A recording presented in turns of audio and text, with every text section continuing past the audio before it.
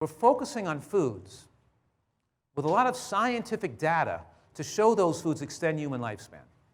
And I utilize this acronym GBOMS: greens and beans and onions and mushrooms and berries and seeds, so people can remember and have at the tip of their tongue those foods I want them to try to eat every day.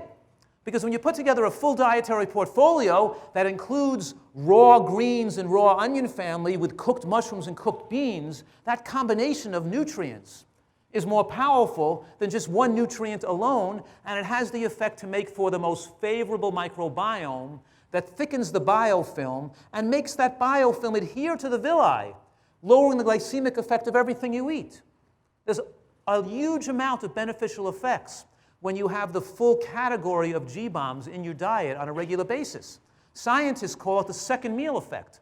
What they mean by that is the next day when you have maybe some oatmeal and mango and the raisins or in the morning, the glycemic effect of that breakfast is moderated and lowered because you ate the greens and the beans and the mushrooms the day before, and the microbiome is so favorable that it has the effect to slow the absorption of glucose through the digestive tract wall, lowering the insulin response. Even though you didn't eat beans or anything favorable at that meal, you got the benefit from what you ate at prior meals. That's why they call it the second meal effect.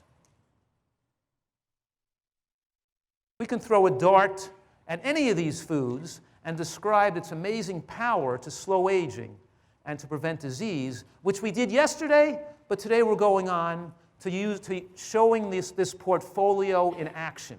Because when people eat this dietary portfolio of all these foods, they have an effect to reverse disease. For example, with regard to cholesterol lowering, this was studied by David Jenkins in Toronto, did a study on the nutritarian diet with a full portfolio of these foods, including beans and nuts and seeds and greens in the diet, and he found in 6 weeks' time, the LDL cholesterol dropped 33% in just 6 weeks. And you know what I see and what we find here? It's much more impressive than dropping cholesterol 33%, because this high antioxidant diet almost wipes out oxidized LDL. It's oxidized LDL that's the bad actor that causes heart attacks and strokes. And the nutritarian diet doesn't just lower cholesterol, it sets into motion a complex series of events that prevents inflammation in the blood vessel and in the heart. It accelerates the removal of the most dangerous type of cholesterol out of the body, particularly oxidized LDL. It's not like taking a statin drug. The nutritarian diet's also been shown to lower blood pressure more effectively than other diet styles. The next most blood pressure lowering diet was called the DASH diet. The DASH diet is held in favor by most of the medical profession, but the low sodium DASH diet was shown to lower systolic blood pressure by a record-breaking 11 points systolic, 11 points, which was great. That's like drugs do.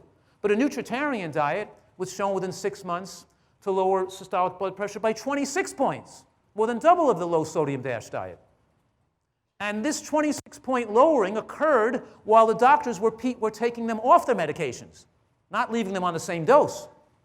Even more impressive. A matter of fact, what I learned from this study, I knew what the findings would be, but what this study taught me was how dangerous it is to let doctors be in charge of your medications as you change your diet for the better. Because what happened is that most physicians did not take the people off the drugs fast enough, and their blood pressure dropped too low before the doctor lowered the medications. Did you follow that? You're at risk if you change your diet and get rid of your high blood pressure, and you stay on the blood pressure medications, and you drop your blood pressure low not to perfuse the kidney or to cause you to faint or smack your head on the sidewalk or have some other problem to arise because of low blood pressure, then there's a problem with that. Doctors have to be more careful with knowing about nutrition and knowing how to remove medications appropriately so people do not quickly become over-medicated. And statin drugs to lower cholesterol cause people to gain weight and cause them to become diabetic. And they increase the risk of breast cancer. And they increase the risk of macular degeneration and dementia and other problems. And you know what? They cause muscle breakdown and liver problems. Let me explain this. They're still causing fatigue and damage to muscle tissue, even if there's no pain, no apparent symptoms, and nothing in the blood test to demonstrate any damage is occurring. In other words, there's still damage that occurs even when it's below the level of measurable perception. Did you follow that? Damage still occurs.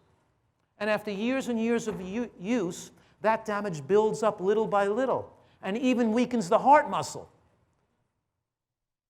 and could put you at higher risk of having a heart attack or a cardiac arrhythmia from your heart attack or from your cardiac ischemia, could make your heart weaker, not stronger. These are not without risks, and they're not needed when people are not ever needed. It's very rare that they would ever be needed on people who are eating healthfully. Blood pressure medications are also not safe. I mentioned earlier that calcium channel blockers have been shown to double the risk of breast cancer after 10 years of use, but you know that the systolic blood pressure is the pressure pushed on the wall of the blood vessels when the heart squeezes and explodes the blood like a cannon to get to your head and your feet, right? Blood explodes that blood pressure, shoots it out under high pressure, and that's called the systolic blood pressure. Now, the diastolic blood pressure is when the distension of the peripheral blood vessels expand as a result of that high pressure cannon explosion, and the contraction of the blood vessels that have been distended back again to the inside is what helps propel the blood back to the heart and lungs again. You don't want it to stay in your feet or your brain. It has to get back. How does it get back? Well, it's getting back as diastolic recall. That's the second heart. So it goes boom, boom, boom, boom, boom, boom, and the second boom is the blood coming back to the heart. And when does the coronary arteries fill the myocardium with oxygen and nutrients? During systole, when the heart squeezes and explodes, or during diastole, when the heart relaxes and the peripheral blood vessels are squeezing the blood back to the heart? When does the heart get filled with oxygen? What? During diastole. You understand that? When it's refilling, it's relaxing. And what do blood pressure medications do? And how do blood pressure medications increase the risk of atrial fibrillation, cardiac arrhythmias, and sudden cardiac death?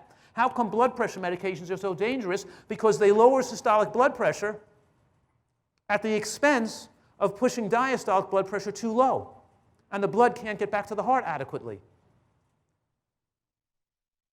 So blood pressure medications are the primary reason people develop atrial fibrillation. They get atrial fibrillation from doctors giving them medications to lower their blood pressure. Then they go to the doctor, and the doctor has to put them on blood-thinning medications for their atrial fibrillation. Then they get hemorrhagic strokes, gastrointestinal bleeds, some other problems with that. Or maybe they get just GI irritation and reflux, and then they give them proton pump inhibitors, which increase risk of heart attacks, and they develop, it causes increased risk of osteoporosis from the proton pump inhibitors and the blood thinners. So they've got to give a bisphosphonate for that, which then causes more gastrointestinal problems and more irritation than the.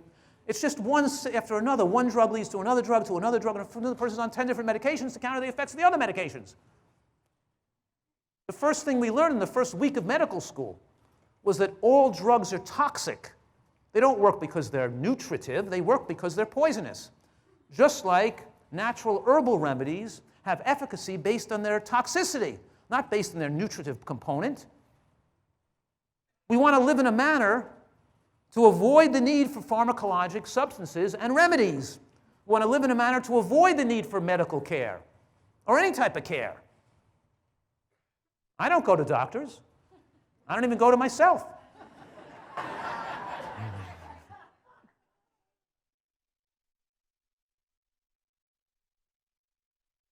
What I'm saying right now is lowering diastolic to dangerous levels increases heart attack risk. Reducing diastolic blood pressure to below 70 significantly increases the risk of irregular heartbeat and sudden cardiac death. And medicating your blood pressure below 60 has 3 times the heart attack rate in the elderly who aren't medicated down that low. The only way you can lower blood pressure, the systolic blood pressure, to a favorable range without pushing the diastolic low to an unfavorable range is through diet and exercise and salt avoidance, not through medication. And I'm also saying that a low-sodium diet has too much salt in it. A low-sodium diet is a high-sodium diet. Because we look at populations around the world, like there was a recent discovery of a population of a tribal group in the Amazon jungles who never salted their food. And the blood pressure of 90/60 or 100/70 was held constant through all ages, and the most elderly members of those populations had the same blood pressure as children and no history of heart disease or strokes in those populations or in their ancestry. The same as the Catawba Island study, where they didn't salt their food. There's no, what's the word, controversy here either. We're not meant to be pouring salt all over our food. Of course, people are very defensive of their bad habits and their addictions, and looking for any kind of rational, irrational, illogical reasons why it's okay to eat themselves and to tell people it's okay not to eat healthfully. It's fine if you want to do that. But my niche and my purpose is to tell you what's optimal. If I don't tell you what's optimal, then you don't have the opportunity to do what's best for you. And you don't have to do what's best for you, but at least you should be informed with information that's going to give you the opportunity to reverse your diseases and get well and have great health. Because if I water it down to make it more acceptable, then it's not going to work for a lot of people, and you've been sold out if you really want to know the best to get well and to be healthy as you can. Did you follow that?